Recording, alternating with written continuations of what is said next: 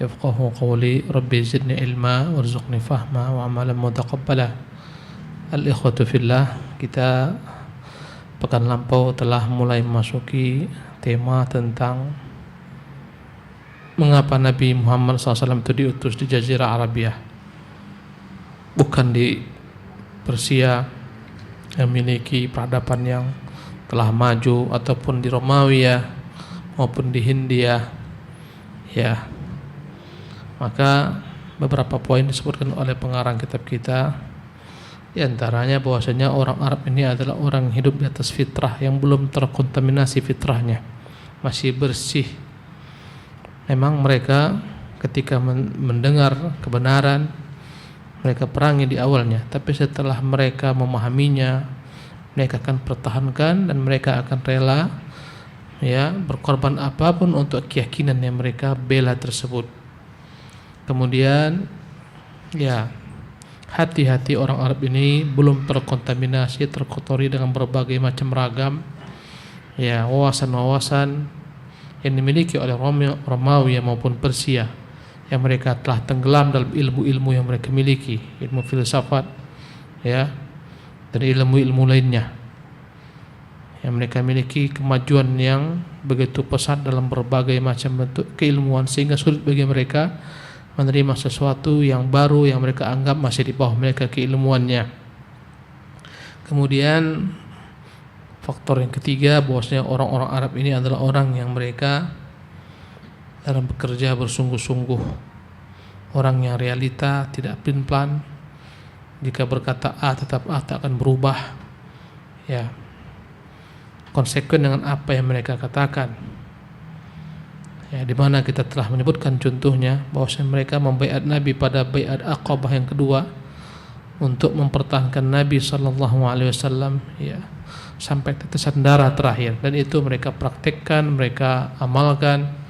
Ketika terjadi perang Badar, maka mereka berkata, ya Rasulullah, kami akan membela engkau sebagaimana kami membela anak istri kami. Ya Rasulullah, kalau kau ajak kami menyeberangi lautan, kami akan bersamamu. Kami tak akan pernah berkata sebagaimana Bani Israel berkata kepada Musa, pergilah engkau wahai Musa dan Tuhanmu perangi, kami akan duduk di sini menunggu. Tapi ya Rasulullah, pergilah engkau dengan Tuhanmu, kami bersamamu senantiasa berperang selalu. Kemudian kita lanjutkan poin yang keempat. Fadhal. Ahsanallahu ilaikum. Bismillah, alhamdulillah, wassalatu wassalamu ala rasulillah wa ala alihi wa ashabihi wa man wala. Wa ba'du, qala al-musannifu rahimahullahu ta'ala, qala al-musannifu hafidhahullahu ta'ala, rabi'an, wa minha anna al-araba kanu bima'zilin an adwa'il madaniyati wa tarafi allati yas'ubu ilajuha wallati tahulu duna tahammusi lil aqidati wa tafani fi sabiliha. Adapun faktor yang keempat, bangsa Arab mereka tidak tercemar dengan berbagai macam bentuk penyakit-penyakit kemewahan, tak ada pada mereka. Mereka tak kenal yang namanya hura-hura, karena mereka hidup di atas kebersahajaan. Yang mana orang yang telah terkena penyakit hura-hura, kemewahan, hidup dengan kesenangan, berat untuk melakukan hal-hal yang rumit. Apalagi untuk mempertahankan akidah, apalagi mereka rela mengorbankan segalanya untuk akidah yang mereka yakini, berat. Karena itulah kita dapati orang-orang Romawi, Persia, berat bagi mereka untuk menerima Islam, sehingga datanglah peperangan demi peperangan. Barulah mereka mengenal Islam. Mereka menganggap bangsa Arab tak ada apa-apanya dibandingkan mereka. Lihatlah bagaimana ketika datang Amir bin Rib'i Ats-Tsaqafi menemui Raja Persia dengan pakaian seadanya, persenjataan seadanya, tapi datang dengan izah, dengan kebanggaan terhadap Islam. Dia mau masuk ke dalam istana dengan kudanya, dilarang oleh para tentara. Dia katakan, kalau kalian tak sudi, saya akan pulang, karena dia dipanggil oleh raja. Dia masuk ke istana dengan kudanya, dia menginjak permadani istana, kemudian turun mengikat kudanya dalam istana, satu tiang daripada tiang-tiang istana, ya, dengan kuda apa adanya, tak sebagaimana kuda Persia yang besar-besar, senjata, pedang dan semacamnya, ya. Maka ditanya oleh raja Persia, apa yang sebenarnya misi kalian ini? Berkata Amir bin Rabi'i, kami ini kaum yang Allah utus untuk mengeluarkan manusia dari penghambaan kepada sesama manusia agar menjadi hamba Allah, mengeluarkan manusia daripada sempitnya dunia ini yang mereka jadikan sebagai tujuan kepada luasnya akhirat. Ya, berani, ya, tak ada yang mereka takuti. Kita ketahui bagaimana bangsa Arab dalam berperang sejak zaman jahiliyah, mereka tak takut apapun juga, karena terbiasa dengan penderitaan, karena alam yang membentuk, ya, membuat mereka menjadi orang-orang yang kuat dalam memegang kebenaran, ya, tidak lembek sebagaimana bangsa-bangsa yang telah bergelimang dengan kemewahan dunia. Naam. Khamisan, wa minha anna al-'araba kanu ashab sidqin wa amanatin wa syaja'ah, laysa an-nifaq wal mu'amaratu min tabi'atihim, wa hadha amrun lan yukiruhu ahadun faqad sadaqu ma 'ahadullahu 'alaihi wa badalul ghaliya wan nafisa ma ahadullah 'alaihi wa badalul ghaliya wan nafisa fi sabilillah 'azza wa jalla. Faktor yang kelima, bangsa Arab adalah orang-orang terkenal dengan ketulusan dan kejujuran, pemberani. Tak ada pada mereka kemunafikan, ya, tak ada pada mereka itu sifat-sifat, ya, yang ada pada orang-orang munafik, ya. Dan hal ini adalah perkara yang tidak diingkari oleh seorang pun, karena dalam realita mereka benar-benar jujur dengan apa yang mereka katakan. Kalau mereka berjanji kepada Allah, mereka tepati, ya. Kata Allah, minhum man qadha nahbah, di antara mereka ada yang menepati janjinya hingga akhirnya tewas, terbunuh, wafat, ya. Wa minhum man yantazir, di antara mereka ada yang masih tetap menunggu janji Allah Subhanahu wa taala. Wa ma badalu tabdila, mereka tidak pernah sedikit pun mengganti-ganti apa yang telah mereka katakan. Ya, maka mereka berani mengorbankan segala yang mahal di jalan Allah Subhanahu wa taala. Naam. Sadisan, wa minha annahum kanu maghawir harbin wa ahlasal khailin wa ashaba jaladatin wa taqashshufin fil hayati, wa kanatil furusiyatu hiyal hulqal barijal ladhi la budda an tattasifa bihi ummatun tattali'u bi'amalin jalilin li'anna al-asra kana asra hurubin wa mughamarat. Kemudian di antara faktor lainnya, kenapa diutus kepada mereka Nabi Muhammad SAW, kepada bangsa Arab, karena mereka adalah bangsa yang terkenal dengan ahli dalam berperang.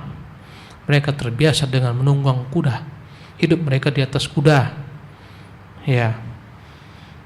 Wa ashabu jaladatin wa taqashshufin fil hayat, hidup mereka benar-benar hidup yang sangat, ya, jauh daripada kesan-kesan kemewahan.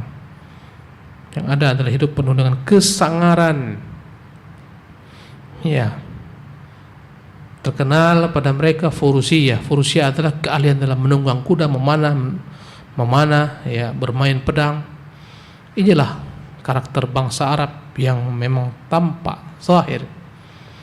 Dengan inilah Allah SWT utus kepada mereka Nabi Muhammad SAW, umat yang layak untuk mengemban, ya, perjuangan yang mulia.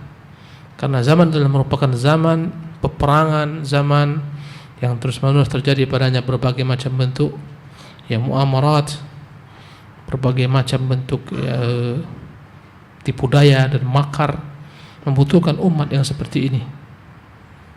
Terkenal bagaimana mereka tak takut mati, baik ketika kafir maupun ketika Islam.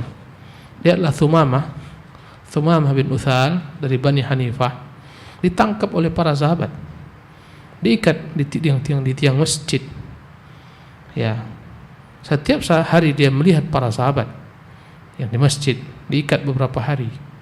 Ya, lihat mereka sholat, ya.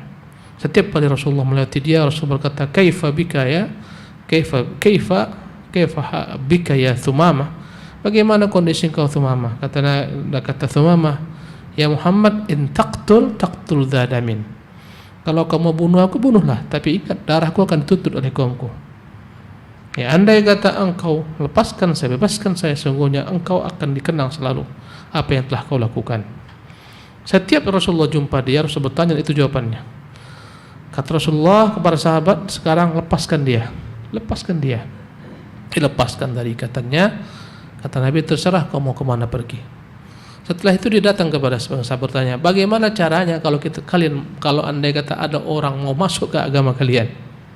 Kata para sahabat, kau ucapkan syahadat, pergi kau sana mandi, temui Rasulullah SAW, di sana bersyahadat di hadapannya.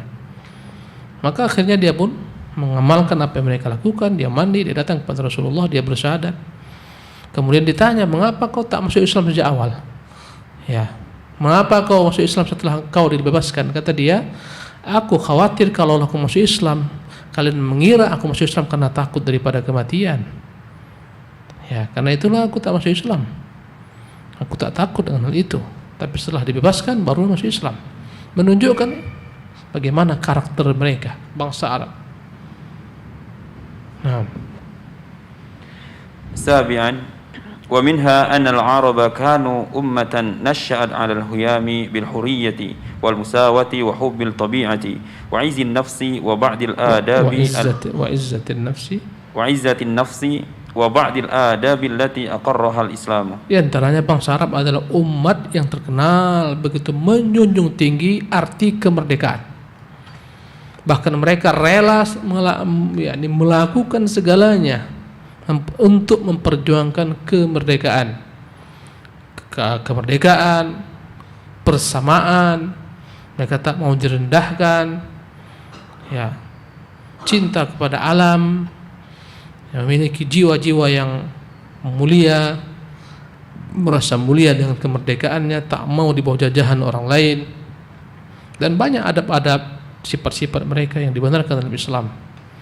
Ya, kita ketahui sebagian besar Jazirah Arabia itu tidak pernah dijajah. Yang ada sebagian saja dari yang berdekatan dengan Persia, di bawah kekuasaan Persia. Ya, sebagian yang dekat Romawi di bawah kekuasaan Romawi, ya, seperti ya di Hira, di sana ada Raja Ghassan dan semacamnya. Tapi sebagian besar tidak pernah mereka itu terjajah. Tak dijajah oleh Romawi maupun Persia. Kenapa? Karena Romawi maupun Persia yang kala itu merupakan dua negeri yang paling besar, negeri adidaya, merasa tak ada untungnya menjajah bangsa Arab. Karena tak ada padanya kekayaan yang mereka miliki, padang pasir yang tandus.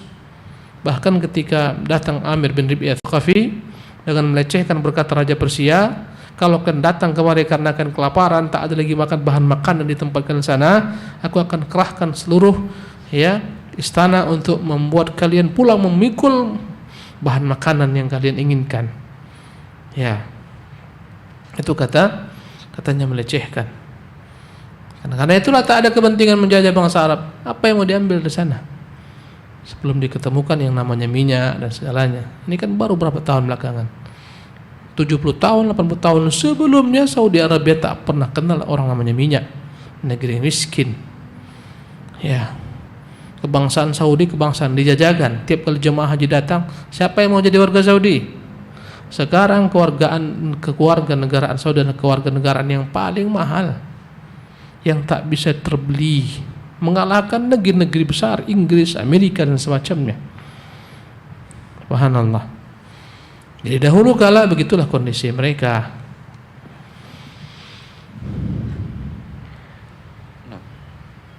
Nah. ثامنا ومنها أن قواهم العملية والفكرية ومواهبهم الفطرية مدخورة من فيهم لم تستهلك وكانت أمة بكرة دافقة بالحياة والنشاط والعزم والحماس. Di antaranya kenapa Rasul dikirim? Karena bangsa Arab adalah merupakan umat yang masih original. Ya, original dalam segala hal. Dalam hal pemikiran mereka belum terkontaminasi dengan berbagai macam pemikiran bangsa Romawi, bangsa Persia, bangsa Hindia. Ya, masih original. Belum dipengaruhi dengan berbagai macam bentuk wawasan-wawasan yang ada dimiliki oleh bangsa-bangsa telah maju dan besar. Ya, mereka masih di atas fitrah. Ya, Apa yang ada pada mereka belum digunakan untuk hal-hal yang lain, masih original. Ya, maka mereka bagikan umat ya yang bikran, bagikan wanita yang masih original, masih perawan. Itulah kira-kira yang begitu dafiqatan bil hayati wan nasyad, yang dipenuhi dengan semangat dalam hidup, ya, bekerja, wal azmi wal hamas. Mereka memiliki ya motivasi yang luar biasa dalam bekerja, dalam berusaha untuk mewujudkan mimpi-mimpi mereka. Nah, روى الإمام أحمد في المسند وابن حبان والترمذي بسند صحيح على شرط الصحيحين عن أنس بن مالك رضي الله عنه قال قال رسول الله صلى الله عليه وسلم أرحم أمتي بأمتي أبو بكر وأشهدها في دين الله عمر وأصدقها حياء عثمان وأعلمها بالحلال والحرام معاذ بن جبل وأقرأها للكتاب الله أبي وأعلمها بالفرائض زيد بن ثابت ولكل أمة أمين وأمين هذه الأمة أبو عبيدة ابن جراح. Imam Ahmad rahimahullah dengan jalurnya meriwayatkan, demikian juga Ibnu Hibban, Tirmizi dari jalan Anas bin Malik, dia berkata, telah bersabda Rasulullah SAW, orang yang paling sayang kepada umatku adalah Abu Bakar. Orang yang paling tegas dalam agama Allah dialah Umar. Orang yang paling dahsyat rasa malunya adalah Uthman. Orang yang paling paham mengenai halal dan haram adalah Muadz bin Jabal. Orang yang paling qari dalam membaca kitabullah dialah Ubay. Ya. Dan orang yang paling mengerti tentang faraid, ilmu warisan adalah Zaid bin Thabit. Dan setiap umat memiliki orang yang terpercaya. Dan orang yang terpercaya pada umatku ini adalah Abu Ubaidah bin Jarrah. Ini tipe-tipe sahabat Rasulullah sallallahu alaihi wasallam. Nah, wa kanat hadhihi al-fatratu allati bu'itha fiha Muhammadun sallallahu alaihi wasallam min asyadil fatarati allati marrat biha al-jaziratul arabiyyatu dhulmatan wa inhitatan wa abadi min kulli amalin fil islahi wa as'abi marhalatin wajahaha an-nabiy sallallahu alaihi wasallam min al-anbiya'i wa addiqaha. Masa yang Rasulullah diutus adalah merupakan masa rentang waktu yang paling gelap dalam sejarah bangsa Arab. Ya, masa yang paling rendah, ya, dan yang paling jauh daripada segala macam bentuk kebaikan. Masa yang paling sulit, ya, dihadapi oleh Nabi yang mulia SAW, tidak sebagaimana Nabi-Nabi lainnya. Jadi masa ini adalah masa yang paling teruk, masa yang paling rendah, masa yang paling gelap, masa yang paling suram. Ya. Pada masa itulah Rasulullah SAW diutus. Nah, روى الإمام أحمد في مسنده والبخاري في الأدب المفرد بسند صحيح عن المقداد ابن عمرو رضي الله عنه أنه قال والله لقد بعث الله النبي صلى الله عليه وسلم على أشد حال بعث عليها فيه النبي من الأنبياء في فترة وجاهلية. Hasbuk. Imam Ahmad meriwayatkan dalam musnadnya, Imam Bukhari dalam kitab Al-Adab al-Mufrad dengan sanad yang sahih dari Miqdad bin Amr, dia berkata, demi Allah, telah diutus oleh Allah Nabi Muhammad SAW dalam masa yang paling dahsyat yang pernah diutus padanya seorang nabi daripada para nabi-nabi sebelumnya, pada masa yang penuh dengan kejahiliahan. Nah, ما يرون أن دينا أفضل من عبادة الأوثان فجاء بفرقان فرق به بين الحق والباطل. Nah, orang Arab menganggap tak ada agama yang lebih utama sebagaimana agama mereka, agama paganis, penyembah berhala. Maka datanglah ketika itu Rasulullah SAW membawa furqan, agama yang membedakan, memisahkan antara yang hak dan yang batil. وفرق بين الوالد وولده حتى إن كان الرجل لا يرى والده وولده أو أخاه كافرا وقد فتح الله فقل قلبه بالإيمان يعلم أنه إن هلك دخل النار فلا تقر عينه وهو يعلم أن حبيبه في النار Wa innaha lallati qala Allah azza wa jalla walladzina yaquluna rabbana hab lana min azwajina wa dhurriyyatina qurrata a'yun. Ya. Jadi Allah mengutus Nabi Muhammad dalam rentang waktu yang paling dahsyat, yang tak pernah Allah Subhanahu wa taala turunkan para nabi sebelumnya, sebagaimana dahsyatnya medan yang dihadapi Nabi yang mulia sallallahu alaihi wasallam, yang mereka menganggap agama paganis itu agama yang paling mulia. Ya, karena datang Rasulullah SAW dengan agama Islam yang membedakan antara hak yang batil, agama yang dengannya membedakan antara sang anak dan sang ayah, berpisahlah antara anak dan ayah.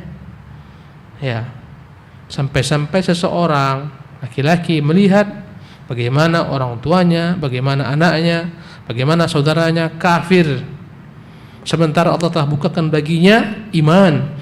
Hati yang terkunci Allah telah bukakan dengan iman.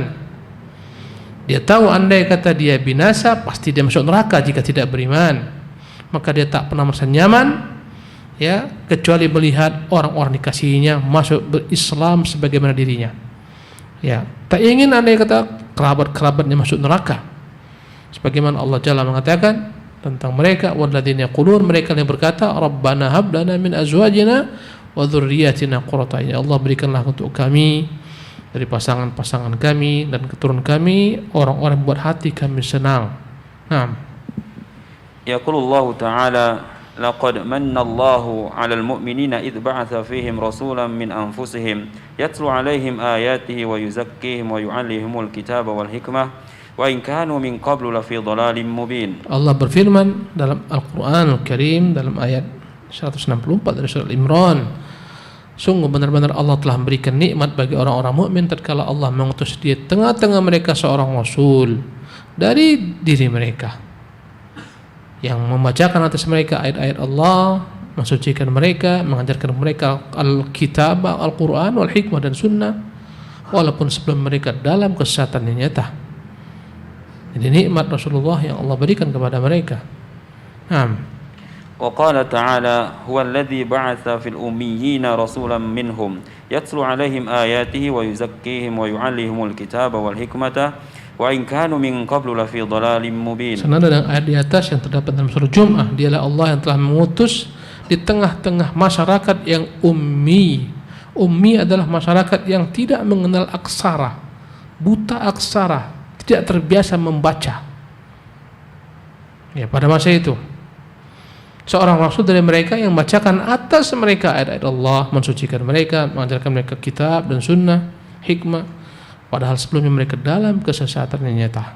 Beginilah kondisi bangsa Arab sebelum Islam. Kita pindah kepada judul yang baru. Nah, Iqra. Qala al-musannifu hafidhahu ta'ala min qabli maulidihi sallallahu alaihi wasallam ila maulidihi syarifi sallallahu alaihi wasallam an-nasabun nabawi wasyarif. Ya. Tema besarnya judulnya adalah ya bagaimana sebelum Nabi yang mulia sallallahu alaihi wasallam, ya sebelum beliau dilahirkan sampai beliau dilahirkan sallallahu alaihi wasallam, bagaimana kondisinya.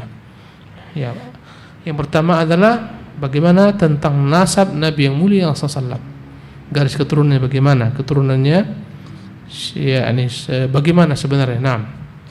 أما نسابه صلى الله عليه وسلم فهو خير أهل الأرض على الإطلاق ولنسابه من الشرف أعلى ذروة وأعداؤه كانوا يشهدون له بذلك ولهذا شهد به عدوه إذ ذاك أبو سفيان بين يديه رقل عظيم الروم فأشرف القوم قومه وأشرف القبائل قبيلته وأشرف الأفخاذ فخذه صلى الله عليه وسلم. Adapun nasab Nabi adalah merupakan nasab yang terbaik di atas muka bumi ini, keturunan yang terbaik di atas muka bumi ini secara mutlak, adalah merupakan nasab yang paling tinggi derajatnya, dan ini dipersaksikan oleh musuh-musuhnya. Ya, oleh karena itulah musuh yang paling utama pada masa itu adalah Abu Sufyan, mengakui di hadapan Raja Heraklius ketika ditanya tentang nasab Nabi yang mulia sallallahu alaihi wasallam. Bagaimana nasabnya? Abu Sufyan mengakui bahwa dia adalah merupakan seorang memiliki nasab yang mulia. Maka yang paling mulia adalah ya kaum Nabi Muhammad sallallahu alaihi wasallam. Yang paling mulia adalah kabilah Nabi Muhammad sallallahu alaihi wasallam. Suku yang paling mulia adalah suku Nabi Muhammad sallallahu alaihi wasallam. Naam. fahuwa Muhammad sallallahu alaihi wasallam ibnu Abdullah ibni Abdul Muttalib ibni Hashim Abdul Muttalib ibni Abdul Muttalib ibni Hashim ibni Abdul Manafi ibni Qusay ibni Kilab ibni Murrata ibni Ka'bi ibni Lu'ayy ibni Ghalib ibni Fihri ibni Malik ibni Dandri ibni Kinanata ibni Khuzaimata ibni Mudrikata ibni Ilyasa ibni Mudhara ibni Nizari ibni Ma'di ibni Adnan. Inilah nasab Nabi SAW. Ya. Namanya adalah Muhammad bin Abdullah, kakeknya Abdullah, ayahnya Abdullah bin Abdul Muttalib. Ya.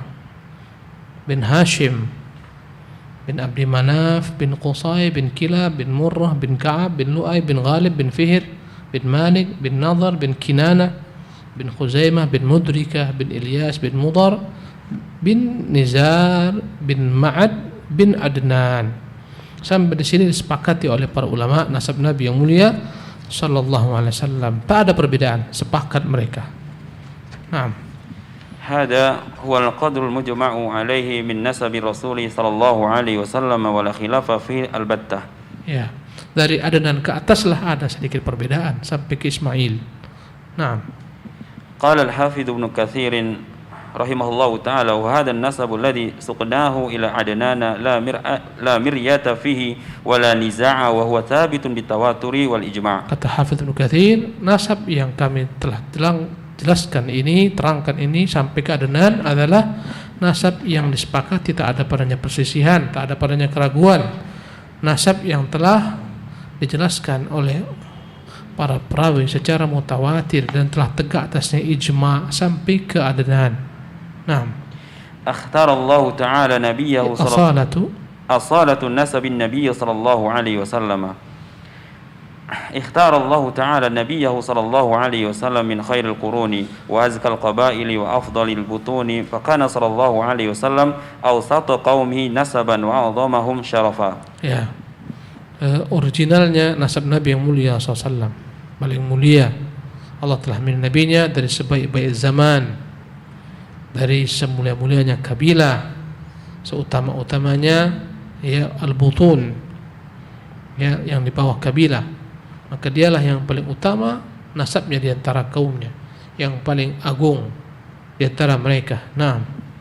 Qala al-Qadi Iyadh rahimahullahu ta'ala wa amma syarafu nasabihi wa karamu baladihi wa man sya'uhu famimma la yahju ila iqamati dalilin la yahtaju ila iqamati dalilin alaihi wala bayani mushkilin wala khafiyyin minhu fa innahu nukhbatu bani hashimi wa sulalatu quraishin wa samimuha wa asraful arabi wa azuhum nafaran min qabli min kibali abihi wa ummihi wa min ahli Makkah min akrami biladillahi ala Allah wa ala ibadihi. Berkata Qadhi Iyad rahimahullah, adapun keutamaan nasab Nabi SAW, keutamaan negerinya, keutamaan di mana dia dibesarkan adalah perkara yang tak membutuhkan lagi dalil, tak perlu lagi dijelaskan, ya, karena jelasnya dia tidak rumit, tak ada yang tersembunyi.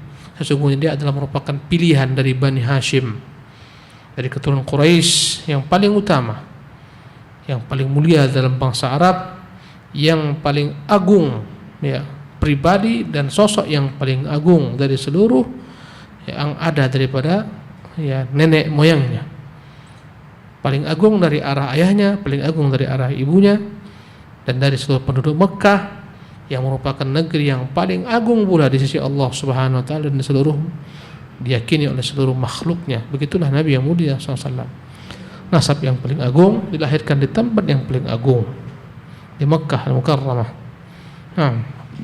Rawi al-Imam al-Bukhari rahimahullahu taala fi sahihi an Abi Hurairah radhiyallahu anhu anna Rasulullah sallallahu alaihi wasallam qala bu'ithu min khairi quruni bani Adam qarnan fa qarnan hatta kuntu minal qarni alladhi kuntu minhu. Imam Bukhari meriwayatkan dalam sahihnya dari hadis Abu Hurairah bahwa Rasulullah bersabda, aku diutus dari sebaik-baik masa, ya, dari sejak zaman Adam alaihissalam, berlalu masa demi masa, sampailah pada masa yang mana aku diutus, akulah sebaik-baik masa. Naam. وجاء في حديث هرقل مع أبي سفيان رضي الله عنه أنه سأله كيف نسبوا فيكم فقال أبو سفيان هو فينا ذو نسب. Ketika Abu Sufyan dipertemukan dengan Raja Heraklius, ya setelah terjadi perjanjian Hudaybiyah, Abu Sufyan berangkat karena tak ada perangan, ada kesepakatan damai ya selama 10 tahun. Abu Sufyan berangkat menuju Romawi dalam berdagang karena terbiasa mereka berdagang, membawa barang-barang ke Romawi, pulang membawa barang dari Romawi ke negeri Arab pada musim panas dan pada musim dingin. Satu musim mereka ke Romawi, satu musim mereka ke Persia. Sebagaimana Allah telah memuat kebiasaan mereka di ilafi Quraisy, karena telah menjadi kebiasaan bangsa Quraisy ilafihim rihlatash syita'i was-sayf. Mereka berpergian dalam masa musim panas dan musim dingin. Dalam satu musim ke Romawi, satu musim lainnya ke Persia. Sampai di Persia terdengarlah kedatangan bangsa Arab oleh Raja Romawi Heraklius. Maka dia suruh ketika itu ya raja yang di bawah Heraklius agar membawakan kepada Heraklius ya satu daripada orang yang Nabi Muhammad SAW diutus pada mereka, yang paling dekat dengannya. Maka dibawalah pedagang bangsa Arab bertemu Raja Heraklius. Ya, setelah bertemu terjadilah dialog panjang. Ya, pakai penterjemah. Kata Heraklius, mana yang paling dekat nasabnya dengan orang yang dianggap nabi pada tempat kalian? Kata mereka Abu Sufyan. Maka Abu Sufyan maju di depan, seluruh sahabat-sahabatnya di belakang. Kata raja kepada sahabat-sahabatnya, andai kata dia kutanya dan dia berbohong, katakan dia berbohong. Kata Abu Sufyan, aku malu untuk berbohong, malu dengan mereka semua. Maka mulai ditanya tentang Rasulullah SAW, bagaimana agamanya, bagaimana nasabnya. Tentang nasab berkata Abu Sufyan, huwa fina dzu nasabin, dia di antara kami adalah orang yang memiliki nasab yang mulia. Pengakuan oleh Abu Sufyan. Ya. وروى الإمام مسلم في صحيح عن واثلة بن أسقاء رضي الله عنه. Hasbuka, sebentar. Dalam kisah yang pertemuan antara Raja Romawi dengan Abu Sufyan itulah ya dialog yang panjang, berkata ketika Abu Sufyan menjawab dengan jujur bagaimana dia, bagaimana agamanya, apa perintahnya dalam agama. Dijawab Abu Sufyan dengan jujur. Ya, berkata Raja Heraklius, demi Allah, sesungguhnya jika apa yang kau katakan semuanya benar, dia akan menguasai apa yang di bawah kakiku ini. Ya, kata Raja Heraklius, sudah lama aku menanti apa yang ditunggu-tunggu oleh seluruh orang-orang ahlu kitab. Aku mengira dia bukan dari kalian, ternyata dia dari kalian. Demi Allah, kata Heraklius, andai kata aku bisa sampai kepadanya, aku akan kejar dia, aku cuci kakinya, aku berkhidmat untuknya.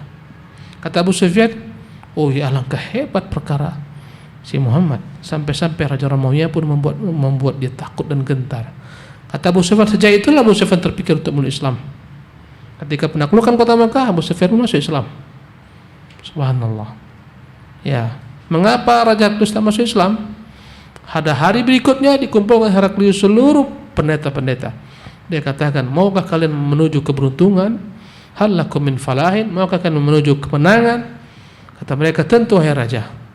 Ya, disebutkan ya bahwasanya apa yang dikatakan oleh Abu Sufyan adalah merupakan kebenaran. Kalau kalian mau keberuntungan, berimanlah dengannya. Ini yang telah lama-lama kita tunggu. Seketika semua pendeta beringas, semua pintu istana ditutup, mereka berlarian ke sana kemari. Melihat mereka lari bagaikan keledai yang melihat singa. Seketika berkatalah Raja Heraklius, kembali ke tempat kalian. Aku hanya menguji agama kalian, menguji keimanan kalian. Ternyata kalian setia dengan agama kalian. Akhirnya mereka pun semua kembali menyembahnya. Ini disebut dalam Sahih Bukhari. Ya, artinya kalau bukan karena kekuasaan, Heraklius akan masuk Islam.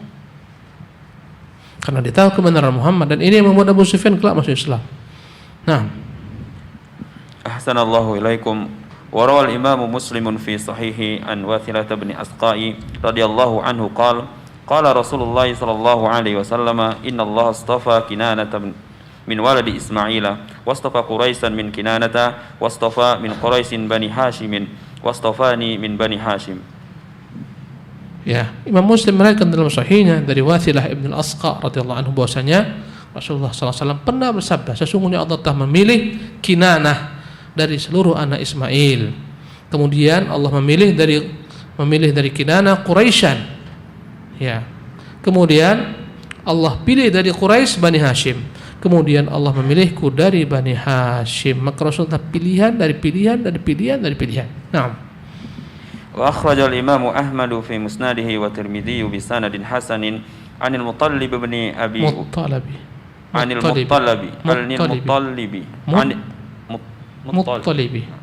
Anil Muttalibi ibni Abi Wada'ah radhiyallahu anhu qala ja'al Abbas radhiyallahu anhu ila Rasulillah sallallahu alaihi wasallam wa ka'annahu sami'a syai'an faqama an-nabiy sallallahu alaihi wasallam 'ala al-minbari faqala man ana qalu anta Rasulullah alaika salam wa qala sallallahu alaihi wasallam ana Muhammad ibn Abdullah ibn Abdul Muttalib inna Allah khalaqal khalqa faja'alani fi khairihim thumma ja'alahum firqataini faja'alani fi khairihim firqatan thumma ja'alahum qabaila faja'alani fi khairihim qabilatan thumma ja'alahum buyutan faja'alani fi khairihim baitan fa ana khairukum baitan wa khairukum nafsa. Ya, Imam Ahmad memberikan dalam musnadnya dan Imam Tirmidzi dengan sanad yang hasan dari Muttalib bin Abi Wada'ah. Dia berkata, datanglah Abbas kepada Rasulullah sallallahu alaihi wasallam.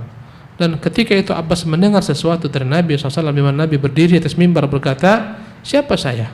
Kata mereka, engkau adalah Rasulullah, atasmu salam. Maka Rasul menjawab, aku adalah Muhammad bin Abdullah bin Abdul Muttalib. Sesungguhnya Allah telah menciptakan makhluknya, maka Allah jadikan aku yang terbaik daripada seluruh ciptaannya. Ya, Allah jadikan makhluknya menjadi dua bagian. Allah jadikan aku yang terbaik daripada dua bagian tersebut. Kemudian Allah jadikan makhluknya berkabilah-kabilah, maka Allah jadikan kabilahku sebaik-baik kabilah. Kemudian Allah jadikan di bawah kabilah tersebut rumah-rumah, maka Allah jadikan rumahkulah rumah yang terbaik, maka akulah yang terbaik rumahnya, dan akulah yang paling terbaik dirinya. Subhanallah. Ini ungkapan Nabi sallallahu alaihi wasallam. Naam. Taharatu nasabin Nabi sallallahu alaihi wasallam. Ya, tema berikutnya adalah sucinya atau bersihnya nasab Nabi SAW tidak tercemar dengan perzinahan. Karena banyak pada masa itu perzinahan. Ya, tapi nasab Nabi terpelihara dari tercemarnya nasabnya dengan perzinahan. Tak ada nenek moyangnya berzina. Subhanallah. Naam. Walam yazali Rasul sallallahu alaihi wasallam yatanaqqalu min aslabil aba'i tahirina ila arhamil ummahati tahirati lam yamassa nasabuhu syarifa syai'un min sifahi wa adranil jahiliyati bal huwa sallallahu alaihi wasallam min sulalatin kulluhum sadatun ashrafun adhar. Masya Allah. Jadi Nabi yang mulia SAW, ya, dari tulang sulbi nenek moyangnya semuanya adalah orang-orang suci, dari rahim yang suci, dari ibu-ibu yang suci, yang tak pernah di antara seluruh nenek moyangnya itu dikotori dengan berbagai macam kebiasaan buruk, perzinahan dan kejahilian bangsa Arab. Ya, maka Nabi yang mulia sallallahu alaihi wasallam seluruh garis keturunan nenek moyang adalah orang-orang yang paling mulia, suku yang paling mulia, yang paling suci. Nah, Rawa Abu Nu'aimin fi dalailin nubuwati bisanadin hasanin bisyawahidi an Ali bin Abi Talib radhiyallahu anhu anna an-nabiy sallallahu alaihi wasallam qala kharajtu min nikahin wa lam akhruj min sifahin min ladun adama ila an waladani abi wa ummi lam yusibni min sifahil jahiliyati syai'un. Allahu akbar. Abu Nu'aim dalam dalail nubuwah meriwayatkan dengan sanad yang hasan dengan berbagai macam jalurnya dari Ali bin Abi Thalib bahwa Nabi bersabda, aku ini dikeluarkan dari jalur pernikahan, bukan dari jalur perzinahan. Sejak nenek moyangku Adam sampai ibuku melahirkanku, tidak ada sedikit pun dari nasabku yang tercemar dengan apa-apa yang mencemari orang jahiliyah berupa perzinahan, sedikit juga pun. Subhanallah. Sejak Adam sampai Nabi Muhammad tak ada nenek moyangnya yang rusak. Semuanya terjaga sallallahu alaihi wasallam. Itu kata Nabi dan tak mungkin Nabi berdusta. Naam. Qala Dr. Muhammad Abu Syahbah rahimahullahu taala wa idza kana Allah subhanahu wa ta'ala jarrat sunnatuhu alla yab'atha nabiyyan ila fi wasatin min qaumi syarafa wa nasaban faqad kana fi durwati min hadi nabiyyina Muhammadun sallallahu alaihi wasallam fama min abaihi illa kana ghaniyan bil fadaili wa makarimi wa ma min ummin min ummahatihi illa wa hiya afdalu nisa'i qaumiha nasaban wa mawdi'an wa lam tazal hadhil fadailu wal kamalatul bashariyatu tanhadiru minal usuli ila furu'i hatta tajamma'at kulluha fi sulalati waladi adama wa musasati bani Ibrahim wa Ismail alaihi assalam sayyidina Muhammadin sallallahu alaihi Berkata wasallam. Dr. Muhammad Abu Syuhbah rahimahullah, apabila Allah Subhanahu wa taala telah menentukan sunnahnya, ketentuannya bahwasanya Allah tidaklah mengutus seorang nabi kecuali dalam suku yang terbaik daripada kaumnya, paling mulia di antara kaumnya, maka Nabi SAW adalah merupakan nabi yang memiliki kedudukan yang paling tertinggi di antara seluruh nabi yang pernah ada sebelumnya dari sisi nasabnya, keturunannya. Tidaklah ada daripada orang tua nabi, kakek moyangnya, kecuali semuanya adalah orang-orang yang dipenuhi dengan kemuliaan, akhlak, budi pekerti, perangai yang tinggi. Demikian juga daripada alur ibunya adalah merupakan nenek moyang yang terkumpul pada mereka seluruhnya adalah kemuliaan. Begitulah terus menerus hingga akhirnya sejak dari nenek moyangnya hingga bercabang-cabang berkumpullah pada keturunan Adam, yang inti daripadanya adalah Nabi Ibrahim dan Ismail alaihi wassalam. Dari situlah keluar Nabi yang mulia Muhammad sallallahu alaihi wasallam. Demikian kajian kita. Insyaallah minggu akan datang kita masuk pembahasan tentang bagaimana keluarga Nabi yang mulia sallallahu alaihi wasallam. Wassallallahu wasallam wa baraka ala abdihi wa rasulih Muhammadin wa akhir da'wana alhamdulillahi rabbil alamin.